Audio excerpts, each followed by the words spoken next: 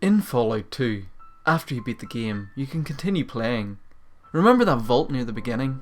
The one with the toxic sludge on the ground, and the elevator where you can go and kill the golden geckos? It's called Toxic Caves on the world map, but clearly it's a very small vault with 3 levels, including a first cave level where you can take the ladder down into the actual vault structure. If you have one of the original versions of the game, and haven't patched it yet, you can return to the Toxic Caves after the game is over. If you have the item Heart Pills from the Weston murder case, you can kill yourself in the elevator. After the usual death scene plays, the screen will stay black without the menu opening up.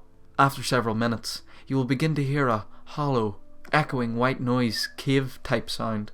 The screen will slowly fade back in, and your character will be in a pile of that nasty biomass goo that was around the master in the first game. Your character will stand up, and the usual ambient soundtrack will start playing, but the white noise continues. Explore this new level, but do not pick any locks. These areas are extremely off limits, and the developers put some nasty programming tricks into the code to protect their secrets.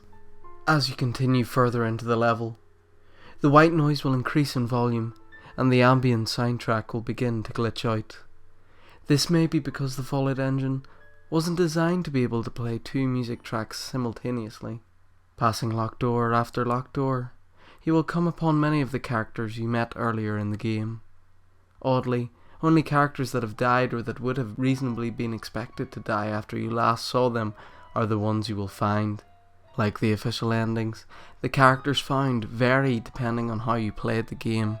As you continue further into the level, the white noise will increase in volume and the ambient soundtrack will begin to glitch out.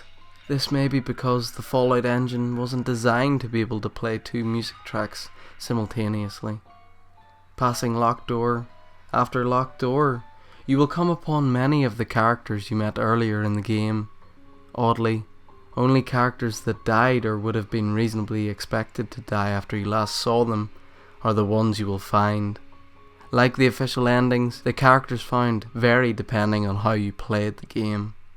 If you were the good guy and tried to solve problems without violence, you will only find a few bad guys and other unfortunate victims here. If you slaughtered everyone, however, you will see several hundred characters. Regardless of what you did earlier, none of the characters will speak to you or react in any other way. They cannot be pickpocketed, killed, pushed aside or healed. If you even try to use first aid, doctor, or any healing items on them, a text box pops up that says, "It's much too late for that, chosen." It would appear that this is purgatory, or possibly hell, based on the fact that it's populated entirely by dead characters. The final character, who stands just before the final door, is always the player character model from the first game. This is the only character you can interact with, and, as you approach, the white noise rises to a crescendo and the ambient music abruptly cuts out. If you simply bypass him/her and open the final door, the game will play the end credits once again, but with pictures of Hiroshima and Nagasaki victims in the background. This is an extremely poor taste, and many have wondered why the creators would be so insensitive. When asked, they deny the sequence exists, and call it a hack that was never officially in the game. After the end credits are over, you are greeted with a typical game over screen and get booted to the desktop. If you talk to the final character, he will explain that he is, in fact, the Vault Dweller from the first game, your ancestor. He will tell you that he is very disappointed in the way you turned out. He turns his back on you and your character collapses into a pile of bones, a death animation I have never seen in any other part of the game. Afterwards, the game fades to white and the computer locks up, forcing a hard reset. There is a third option, however. Those locked doors I mentioned earlier. There is one door. It's always random which door, but if you get lucky you can use a heavy explosive to blow it up. Inside, you will find a single footlocker containing a 10mm pistol with no clip and no ammo. None of your normal ammo can be used with it. You can load the gun with the Easter egg found in the basement of New Reno Arms, however. Fire this at the final character, and the game will cut to an over-the-shoulder video showing a young man playing an unidentified game similar to Fallout. Some people claim this is an earlier version of either Fallout Tactics or Van Buren, but nothing on the screen seems to fit the description of either games. In addition, neither game had started development at the time of the original release of Fallout 2. The video itself is poorly lit, with the apparent intention of being a creepy cipher, but nothing actually spooky happens in the video. The man simply plays the unknown game, and the video slowly fades back to your desktop. It's a cool trick, but I'm not sure how they managed to get a gradually translucing screen back then. Another strange trick is that, according to many players, the final character always matched the character they used in Fallout 1.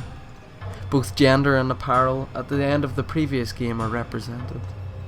At first, this would appear to be a save game hack, not unlike Psycho Mantis in Metal Gear Solid. But this trick works even if the game was played on a different computer without any of the data being transferred to a new PC. It is recommended that you do not turn on any televisions in your house for several hours after experiencing this third ending. You will quickly realise that the white noise in the game is coming from your television, cable, satellite, and even antenna, if you still have that, are all somehow incapable of picking up a signal for some time after the third ending. Computers and internet connections, however, still seem to work. This is how I am talking to you now.